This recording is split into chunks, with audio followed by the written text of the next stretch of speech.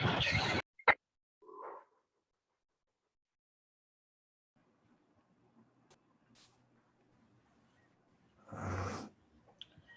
जनाब, अभी तक जो हम लोगों ने एग्जाम्पल की थी वो क्या की थी कि जनाब ट्रांसपोज ऑफ मैट्रिक्स के जो अभी तक के हमारे पास एक आउटपुट था वो हमें इस सूरत में मिला था कि जैसे कि 3/3 का हमने मैट्रिक्स बनाया तो 1, 2, 3, 4, 5, 6, 7, 8, 9 और जनाब ये 3/3 के मैट्रिक्स को इन्होंने क्या कर दिया, ट्रांसपोज कर दिया।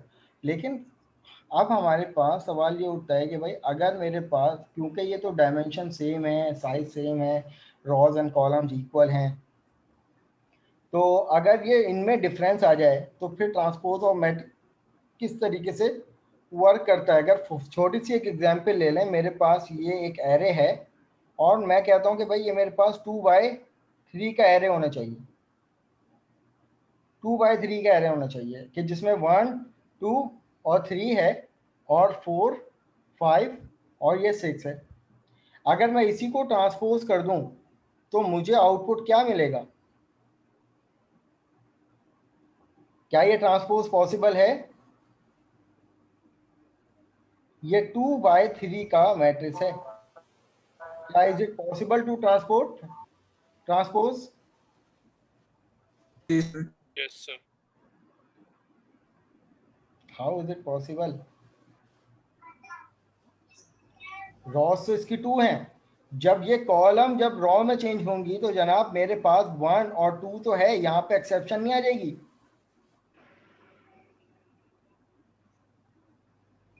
क्या कुछ ऐसा होना चाहिए अगर मैं इसको ट्रांसपोज करूं? और इसी तरीके से ये आ गया मेरे पास 4, 5, तो क्या यहाँ पर 6 के लिए एक्सेप्शन नहीं आ जाएगी? आनी चाहिए या नहीं इस सिचुएशन में? अभी जो मेरे पास जो प्रोग्राम था जनाब, जब मैं उसमें ये वाली हरकतें करूँगा ना तो मेरे पास एक्सेप्शन आ जाएगी कि अगर मैं यहाँ पर फॉर एग्जांपल 2/3 का मैट्रिक्स उठा लेता हूँ, यहाँ पे मैंने एलिमेंट इंटर कर दिए 1, 2, 3, 4, 5, 6, तो यहाँ पे देखो 2 एलिमेंट प्रिंट हुए, एक्सेप्शन आ गई। और एक्सेप्शन क्या कह रहा है?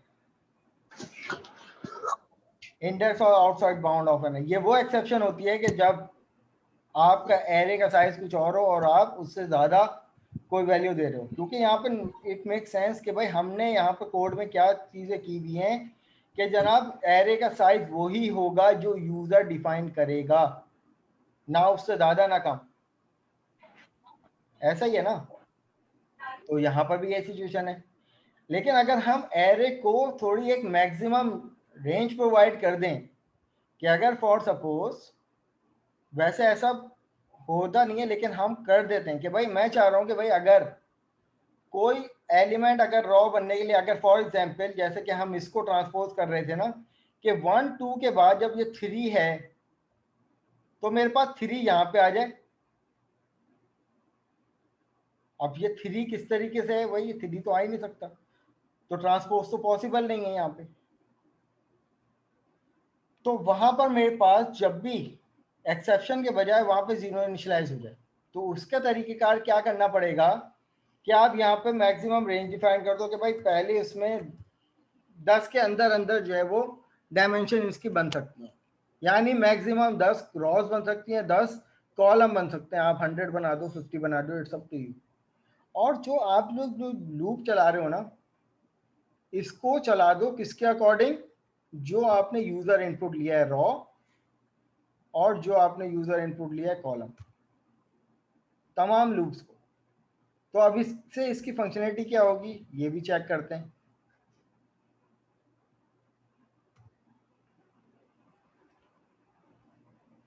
j is less then,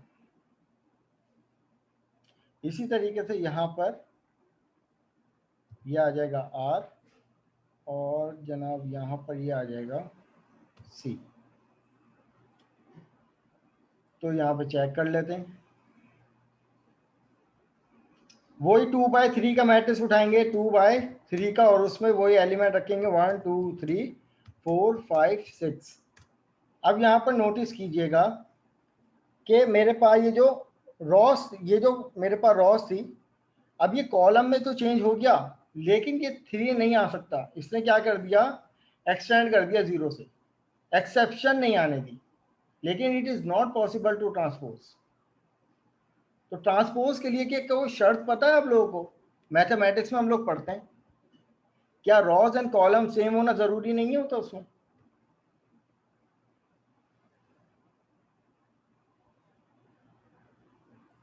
yes ठीक है, सर। कुछ ऐसा ही होता है ना।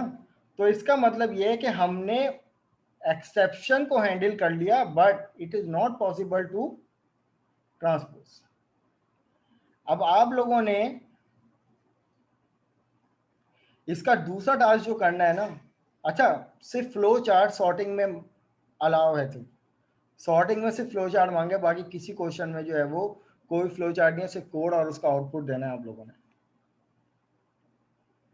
सही है, चलो दूसरा क्वेश्चन अभी रुक के देते हैं। अब जनाब यहाँ तक की तो हमारी बात हो गई। तो अब ये हमारे पास पहला एरे वो मैट्रिक्स बनने जा रहा है, और जनाब यहाँ पर उसी को प्रिंट करवा रहे हैं। आप ट्रांसपोज की जगह अब जो अगली एग्जाम्पल है कि मैट्रिक्स के दरमियान एडिशन हमें परफॉर्म करवानी है, एडिशन करवा लो, सब्ट्रैक्शन करवा लो, इट्स अप टू यू। लेकिन मल्टीप्लिकेशन में जनाब एक रूल फॉलो होते हैं मैथमेटिक्स के अकॉर्डिंग।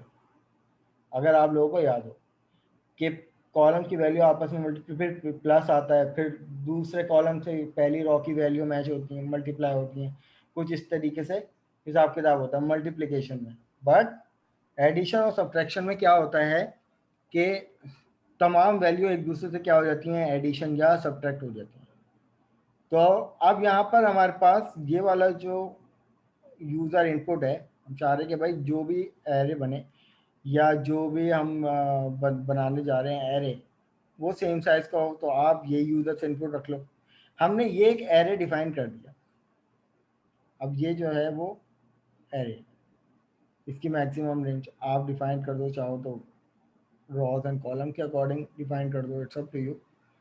तो यहाँ पर हम इसको फिलहाल कर देते हैं R, C, और यहाँ पर वही वाला काम कि भाई एरे डॉट गेट लेंथ, ये आ गया 0। फिर इसी तरीके से एरे डॉट गेट लेंथ, ये आ गया 1। Your matrix is array dot gate length,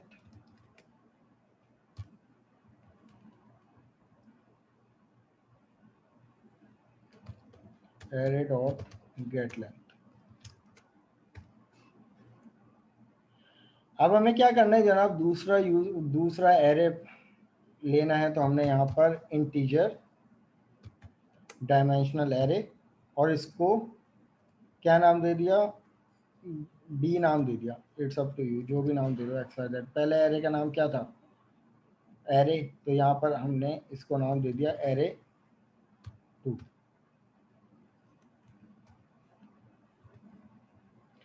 equal to new integer, और इसमें हमने कह दिया कि भाई R, C के अकॉर्डिंग ये भी चले। अब इसमें भी यूजर से इनपुट लेना है, तो ये वाला लूप उठाओ और यहाँ पर इसके लिए लगा दो, ये आ जाएगा मेरे पास एरे 2। यहाँ पर भी एरे को चेंज कर लो आप लोग, और यहाँ पर भी एरे को चेंज कर लो, एरे 2। ये तो जनाब यूजर से इनपुट बना लेगा, और उसके बाद हमें प्रिंट करवाना है। तो योर मैट्रिक्स की लाइन आप, इसको मैं कह देता हूँ मैट्रिक्स 1, और जनाब यहाँ पर इसको कह देते हैं कि your matrix 2 is something else. ये आ गया मेरे पास एरे 2, ये आ गया एरे 2, और ये आ गया मेरे पास एरे 2। यहाँ तक की इम्प्लीमेंटेशन देखते हैं कि क्या होती है। तो ये मेरे पास rows and column 2x2, array number 1, 1, 2, 3, 4, ये एक एरे आ गया। अब एरे नंबर 2 में यूजर से इनपुट मांग रहा है, 1, 2, 3, 4, ये मेरे पास एरे नंबर 2 आ गया। तो ये एरे नंबर 1 है, ये एरे नंबर मैट्रिक्स 2। अब जब हम इन दोनों के दरमियान एडिशन परफॉर्म करवाएंगे, दो मैट्रिक्स को आपस में ऐड करवाना है, तो जनाब हमारे पास आउटपुट क्या आना चाहिए? 1 + 1 is 2, 2 + 2 is 4, 3 + 3 is 6 and 4 + 4 is 8। कुछ ऐसा आउटपुट आना चाहिए। तो अब ये हमने क्या कर लिया कि भाई दो यूजर से इनपुट ले लिए। ये आ गया array number 1, matrix is console.writeLine, then उसके बाद console.writeLine, ये आ जाएगा console.writeLine। अब तीसरा एक एरे हमने बनाना है ऐड के नाम से, इसको भी डायमेंशनल एरे बना देंगे, इक्वल टू न्यू। ये भी वही इसका साइज होगा जो चलता हुआ आ रहा है, रॉस एंड कॉलम्स।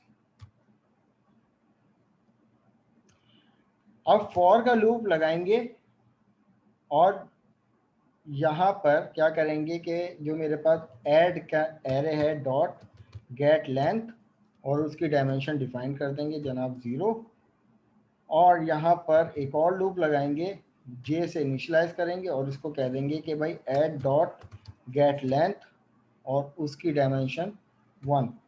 अब इसके अंदर होगा क्या? ये जो मेरे पास ऐड का एरे है i, j, इसमें ऐड हो जाएगा क्या?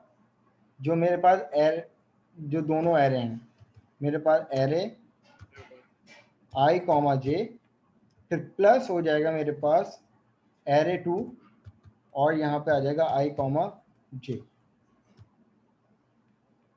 अब ये लूप किस लिए हो गया? ये कैलकुलेशन परफॉर्म करेगा और ये वाला एरे में एडिशन एरे बन जाएगा, आ जाएगा।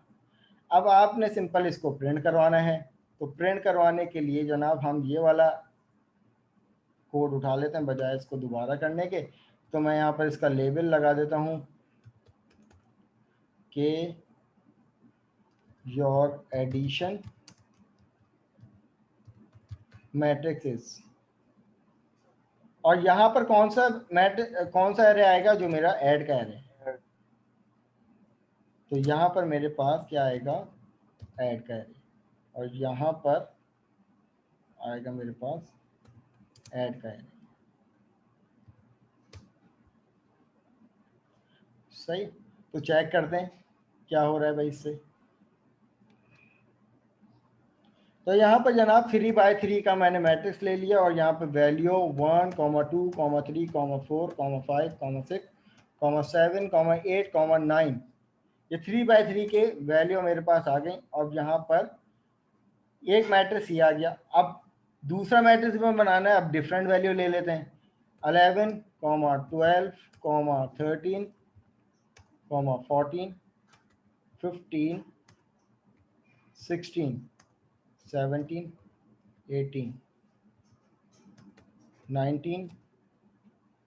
अब यहाँ पे देखिए दूसरा मैट्रिक्स मेरे पास ये था। अब इन दोनों को आपस में आप सम करके देख लें कि 1 + 11 which is equal to 12, 2 + 12 which is equal to 14, 13 + 3 which is equal to 16, and ये पूरे तमाम एलिमेंट एक दूसरे से क्या हो गए? ऐड हो गए। This is the addition of element.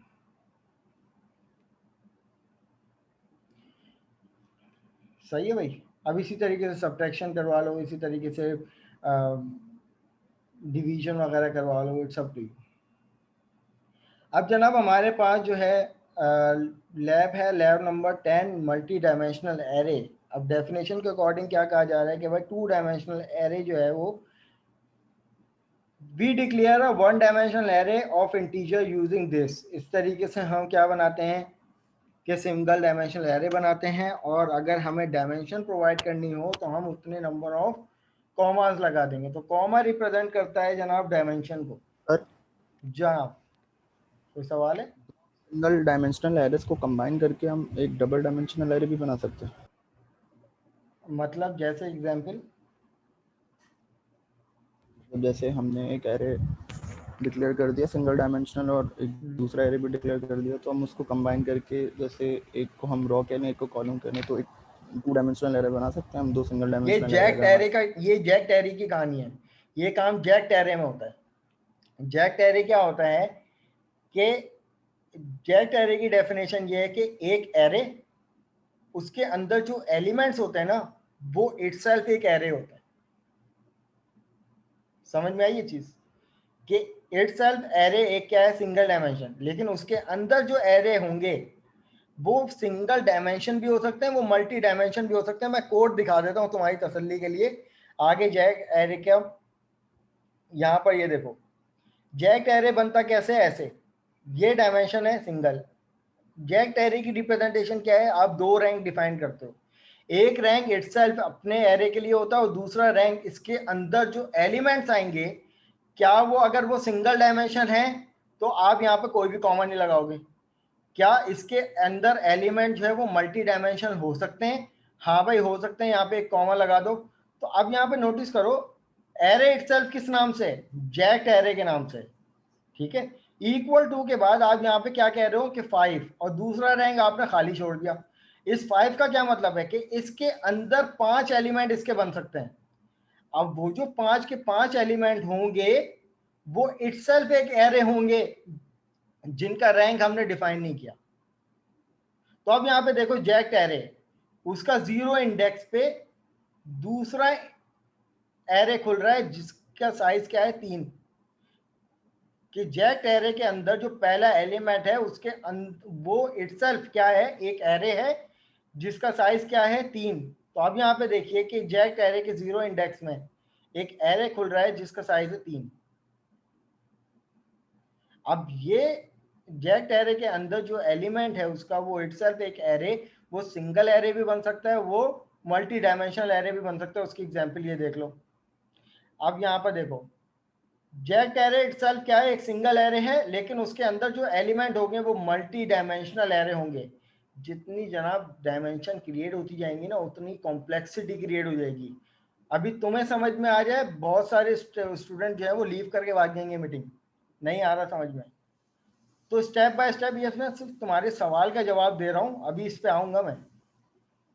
कि जनाब एक सिंगल ओके एरे है, उसके अंदर जो उसके एरे एलिमेंट होंगे ना, वो इटसेल्फ एक एरे होंगे। वो सिंगल एरे भी हो सकता है, वो मल्टी डायमेंशनल भी एरे हो सकता है। तो यहाँ पर वो तुम्हारी बात का जवाब है कि ये तो है मल्टी डायमेंशनल एरे, लेकिन वो किसके साथ जुड़ रहे हैं, वो सिंगल एरे के साथ जुड़ रहे हैं,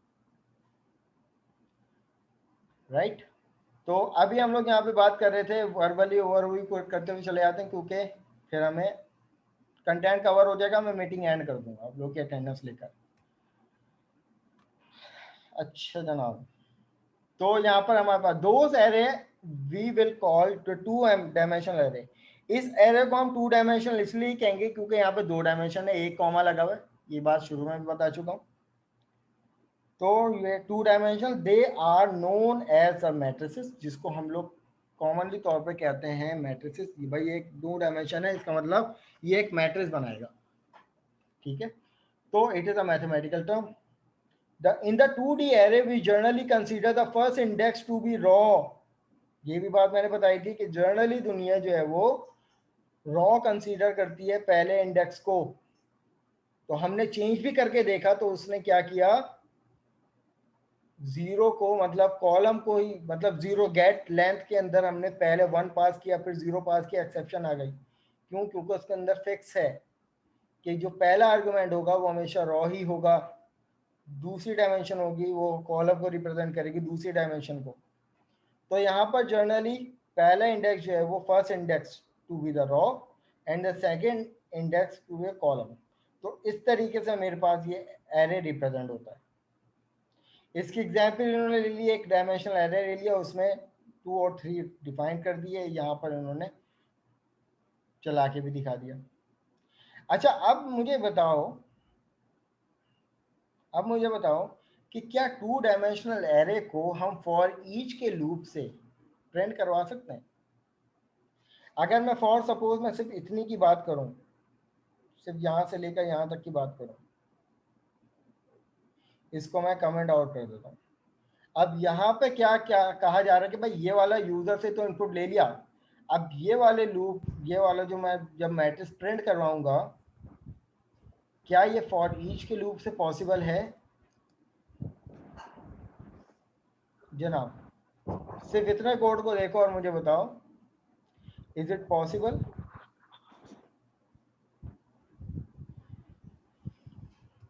फॉर ईच, ठीक है, फॉर ईच का सेंटेंस क्या होता है जनाब यहाँ पर कि हम कोई भी आमतौर पर हम वार वेरिएबल लेते हैं जो कि एक डायनामिक टाइप है। अभी इससे भी एक सवाल करता हूँ, ये मैं वाइवा में भी बिल्कुल सेम यही सवाल पूछूंगा, तो तुम लोग प्रिपेयर रहना। वाइवा फिर बता दूं आप लोगों का लैब नंबर 13 में होगा, जो कि लैब नंबर 9 से लेकर लैब नंबर फॉर ईच के लूप से is it possible to print और नॉट। तो यहाँ पर हमने इंटीजर टाइप एक वेरिएबल ले लिया एक्स का, फिर इनका कीवर्ड लिखते हैं और जिसके पास आती है कलेक्शन। सही है, कलेक्शन क्या है ये, मैंने यहाँ पर कंसोल डॉट राइट लाइन किया या राइट कर लो, इट्स अप टू यू, और मैं यहाँ पे देता हूँ एक्स। तो अब इसने कोई एरर नहीं दिया, क्या ये प्रिंट करवा सकते हैं हम इस कलेक्शन को? अब इसमें आ गई ये डायमेंशन, क्या फॉर ईच इसको एक्सेस करेगा, इम्प्लीमेंट करेगा या नहीं? रहमत अवेलेबल हो तुम? अनस अब्दुल जब्बार जी सर। अवेलेबल हो आप जी लोग? सर। जी सर। और कौन है, वजी अवेलेबल हो आप लोग?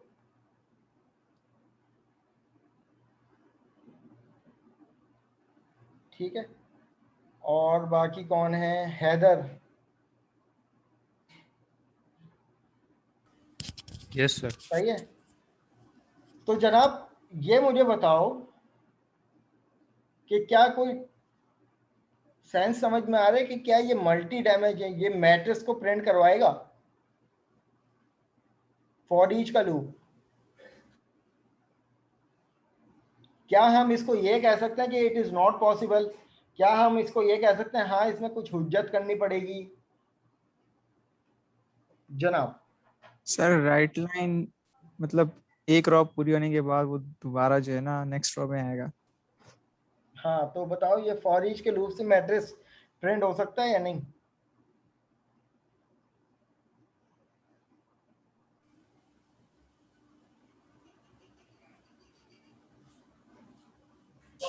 हो सकता है सोचो सर। जरा, जब तक कि मैं पानी पी लूँ, जब तक कि तुम लोग सोचो जरा। जी वजी कह रही हैं आपके, यस सर रीड करवाएगा, करवाएगा। चलो चेक कर लेते हैं, ये तो एक्सेप्शन देनी चाहिए इसको। यहाँ पर मैंने कह दिया कि भाई 2 by 2 का मैट्रिक्स 1,2,3,4 कुछ ऐसे प्रिंट करवा दी। सर राइट लाइन नहीं लिखी ना, रहमत कह रहा था ना। मैट्रिक्स प्रिंट करवाना है, मैट्रिक्स की तरह प्रिंट करवाना है, तो यकीनन हमें क्या करना पड़ेगा, कुछ हुज्जत करनी पड़ेगी यहाँ पे। अगर मैं यहाँ पे प्लस का साइन लिखकर इसको ये कर दूं तो क्या अब ये करवाएगा मैट्रिक्स प्रिंट? तो 2 by 2 राइट लाइन तब भी आएगी सर। 1 2 3 4, तो राइट लाइन आएगा यकीनन इसके बाद। तो Yes, चलो sir. अब यहाँ पर स्लैश एन के बाद, स्लैश टी के बाद मैंने स्लैश एन कर दिया,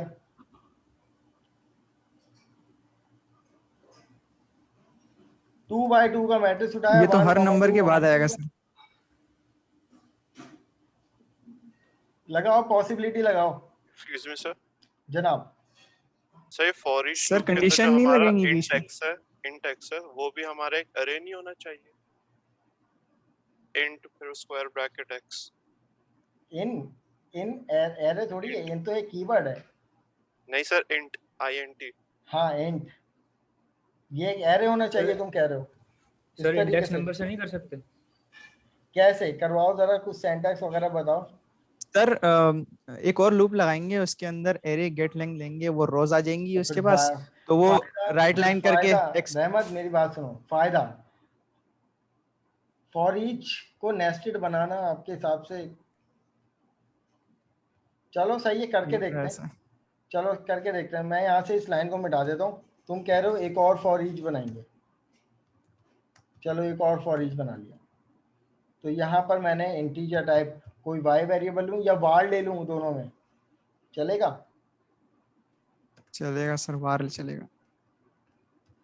चलो वेरिएबल आइटम्स के नाम से ले लिया इन। क्या अभी भी इसको मैं एरे दूं और क्या करूं यहाँ पर कंसोल डॉट राइट लाइन, और यहाँ पर कंसोल डॉट राइट, तो क्या होगा यहाँ पर मेरे पास आइटम्स। सर ये तो 2 दफा प्रिंट करवा देगा इसको। तो बताओ ना, कोई टर्म बताओ। फॉर लूप नहीं लगाएंगे सर, ये फॉर जो लूप आपने तो हो nested- जाएगा, फॉर लूप तो हो जाएगा। फॉर ईच बताओ, फॉर ईच काम करके देगा ये वाला या नहीं? सर फॉर नहीं ईच सर, से नेस्टेड जो है ना, नेस्टेड उसके अंदर फॉर हाँ। लूप लगाए, ऊपर वाला फॉर लूप रहने दे, वो फॉर ईच रहने दे, अच्छा पेरेंट लूप। चलो यहाँ पे मैंने लगा लिया आई उसको इक्वल get टू length- 0, और यहाँ पर मेरे पास आ जाएगा get length एरे 0 कर दो। Dot gate length. अब 0 दे 0 दिया कर तो दे 1 सर। किसको दूंगा? अब नेस्टेड लगाऊंगा, है ना? जी सर। तो मैं सिंगल फॉर लूप नहीं लगा दूं? फॉर ईच तो बेचारा वो धोबी के सर ये कुत्ते की एरे तरह के हो गया बाद ना। सही है सर सर। ये एरे के बाद आई एंड जे लिख देना, क्योंकि कहाँ पे एरे के बाद? सर हमने जो सेव करवाया है उसको मतलब इन डॉट पार्स करके एरे आई और जे में करवाया ना। हाँ करवाया बिल्कुल। तो अब ये जो और आई सर और जे है ना, ये लोकल है, ये आउटसाइड द लूप तो एक्सेस हो ही नहीं सकते, समझ रहे हो? ये लूप के अंदर सर बने हैं आई और जे। इफ की कंडीशन लगा के नहीं हो सकता, एक रो पूरी हुई तो दूसरी रो में कंसोल और राइट लाइन होगा, फिर चलेगा। दे दूं टास्क, दे दूं इसको? सर नहीं सर इंडेक्स नंबर से नहीं हो सकता।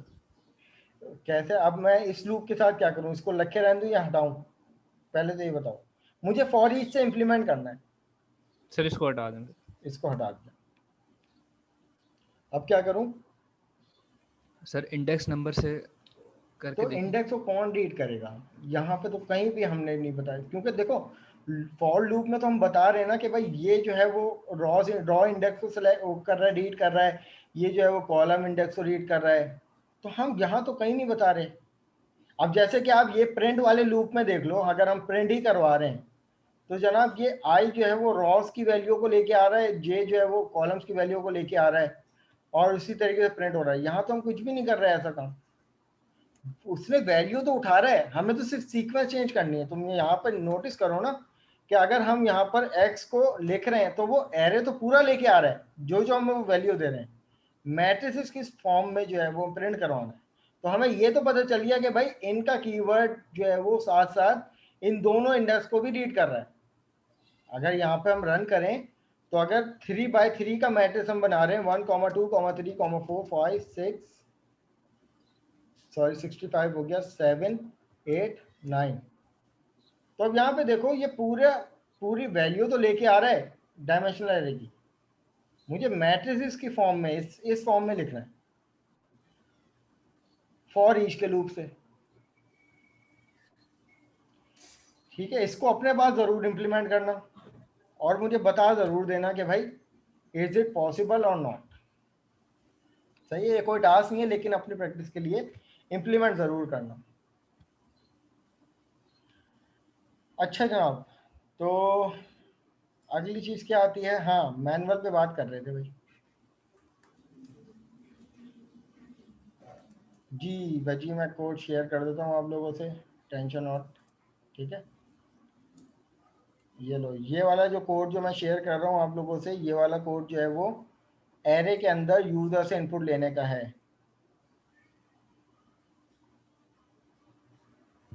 ठीक है, आप सबसे शेयर कर देना। ये वाला जो कोड है वो एरे के अंदर यूजर से इनपुट लेने का है, और जनाब ये जो दूसरा कोड है ये उसी एरे को प्रिंट करवाने के लिए।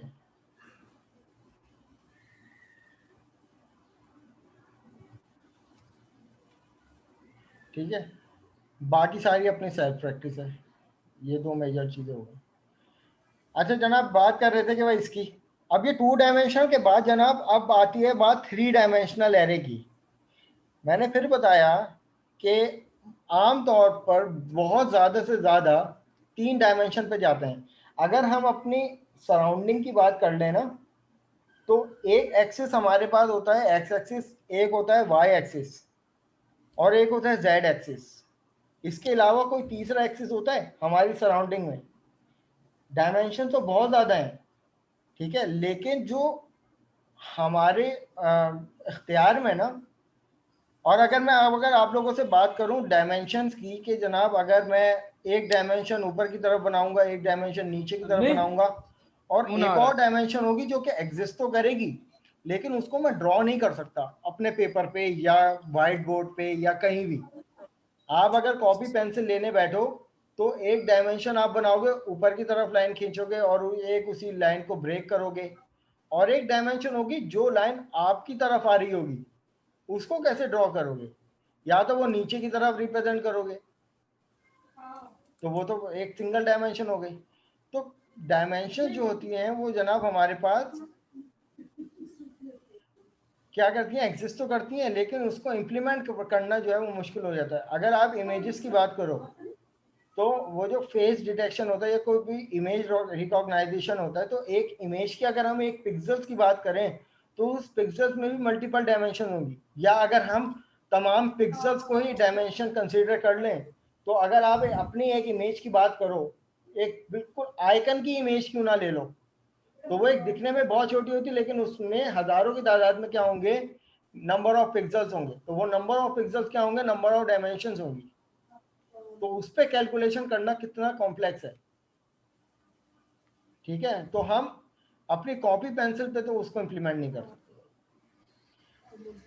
तो अब जनाब यहाँ पे हमारे पास तीसरी डायमेंशन क्या आ जाती है, कि अगर हमारे पास तीन डायमेंशन का एरे, कि कैसे आइडेंटिफाई करोगे कि वो 3 डायमेंशनल एरे, तो वहां पे लगे हुए होंगे 2 कॉमास। और अब यहाँ पे देखो, अगर हम 1 डायमेंशनल एरे की बात कर रहे थे तो एरे कुछ ऐसे बना रहे थे और उसमें ये 2 डायमेंशन डिफाइन कर रहे थे, कि जिससे ये इंडिकेट हो रहा था कि जनाब एक डायमेंशन रॉ की है, एक डायमेंशन कॉलम की है। अब इस डायमेंशन में ये जो तीसरी डायमेंशन है 2, व्हाट इज इट, ये चीज समझ में नहीं आ रही। अगर ये देखा जाए तो मल्टी डायमेंशनल एरे के नाम से एक एरे वेरिएबल बनाया जा रहा है और उसमें डायमेंशन सेट की जा रही है कि भाई 2 रॉस 3 कॉलम्स, सही है, या कुछ ऐसा है। तो अब नोटिस यहाँ पे कीजिए कि इसको हम लोग क्या कह रहे थे, ये जो ब्रैकेट से, इसको हम क्या कह रहे थे, और इसके अंदर जो एलिमेंट्स हैं वो कौन सी डायमेंशन है, ये भी नहीं पता। और यहाँ पर देखिए ये ओवरऑल पूरा एक एरे है और उसके अंदर एक तीसरी डायमेंशन बन रही है जो एक अलग सेट है पूरा, सही है ना। तो अब यहाँ पर इसको हम लोग ये कह सकते हैं कि जनाब कि ये 3/2 का जो है वो 2 एरे हैं, मतलब 2 मैट्रिसेस हैं जो कि एक ही कलेक्शन में बन रहे हैं। ये इसकी तीसरी डायमेंशन है। अगर यहाँ पर इसको इम्प्लीमेंट किया है इन्होंने फॉर ईच के लूप से। अच्छा जनाब मैं आप लोगों से, ठीक है, तो ये सवाल, इस टाइप के सवाल जो है वो वाइवा में तुम लोगों के एक्सपेक्टेड हैं। अब जो भी क्लासेस होती रहेंगी तो उसमें मैं तुम लोगों को बताता भी जाऊंगा कि भाई किस किस टाइप के सवाल जो है वो तुम लोगों के वाइवा में मैं पूछूंगा, जिसके तुम लोगों के मार्क्स हैं, कि कहीं तुम लोगों के मार्क्स कटे नहीं, मैं तो यही चाहूंगा भाई। तो जनाब अब यहाँ पर बात हो रही थी कि भाई मल्टी डायमेंशनल एरे, इन्होंने 2 डायमेंशन बना दी कि भाई इसका क्या मतलब है, इसका क्या मतलब है, इसका क्या मतलब है। तो using for loop inserting value in the multi dimensional array. अब पहला लूप लगाया। अब मैंने शुरू में एक बात बताई थी कि जनाब डॉक्टर साहब जो हैं वो ये सवाल मोस्टली पूछते हैं कि भाई कैसे आइडेंटिफाई करोगे कि इस एरे में कितने नंबर ऑफ लूप इस्तेमाल होने चाहिए, उसके अलावा नहीं होगा। तो आप डिफाइन करोगे, आप एनालिसिस करोगे कि भाई how many number of dimension in this array. तो अब इसमें कितनी डायमेंशन है, 2 डायमेंशन है। 2 डायमेंशन नहीं है, गलत बोल दिया, 3 डायमेंशन है, एक इसके इससे पहले की, एक इसके बाद और एक इसके बाद, 3 डायमेंशन है। तो यहाँ पर 3 डायमेंशन आ गई, तो 3 लूप इस्तेमाल होंगे, ठीक है जनाब। तो यहाँ पर for integer i equal to 0 और i is less than multi dimensional array get length. अब यहाँ पे देखिए गेट लेंथ इस्तेमाल किया है, 0 ने पिक करी ये वाली डायमेंशन, 1 ने पिक करी ये वाली डायमेंशन और 2 ने पिक करी ये वाली डायमेंशन। अगर मैं इसी कोड को कॉपी कर लूं और यहाँ पर यूजर से इनपुट लिया जा रहा है और यहाँ पर पेस्ट कर लूं और बाकी कोड को क्या कर देता हूँ, कमेंट आउट कर देता हूँ। अच्छा भाई, ये मीटिंग जो है वो लेस देन अ मिनट रह गई है, मैं यहाँ पे क्लोज कर रहा हूँ, आप लोग रिज्वाइन करो नेक्स्ट सेशन।